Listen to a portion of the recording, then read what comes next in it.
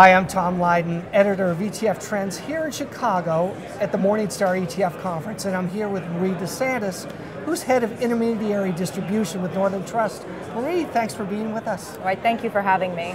You were just telling me about a meeting that you had with a lot of advisors, and you were telling them about millennials and what's happening in the millennial area and how they need to change the way they're thinking about communication in the future.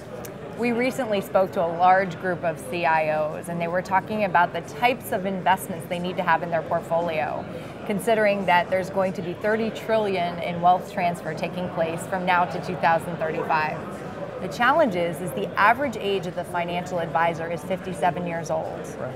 And so they need to effectively communicate with this younger generation so they can capture their attention. This group is a very digitally minded group, and so they think in terms of access and transparency.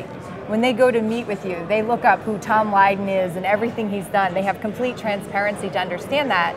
And investments just don't seem to be as transparent. So we have to make it easy for them, and we have to think about the types of investments that would attract that segment. So what do we give them? What are they looking for specifically? Think about it in terms of two E's. ETFs for transparency, and ESG, environment, social, and governance. Okay. So when you think about socially responsible types of investing, this group, because they have access and transparency, they see parts of the world and can connect and empathize in a way that no other generation has. So they actually link that to their investments? That's that much important to them?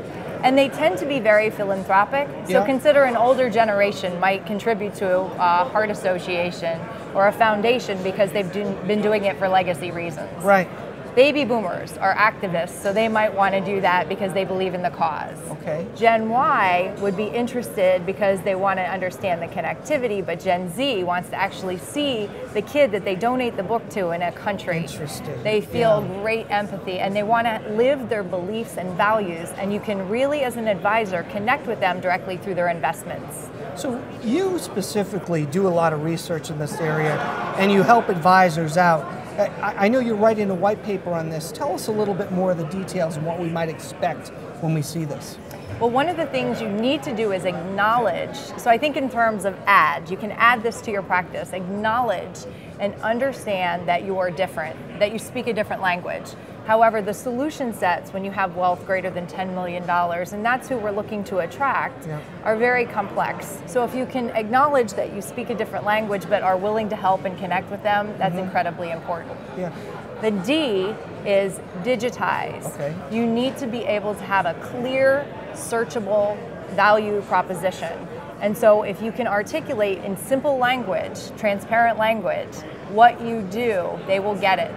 This generation, the older generation, tends to think in terms of euphemisms and speak of things like knock the cover off the ball or apples to apple. They're thinking iPad to... So you need to be clear and distinct with your language. So add that to your practice. Okay, interesting. So that helps explain why when I call my kids, they don't pick up the phone, but if I text them, a minute later, they're still there.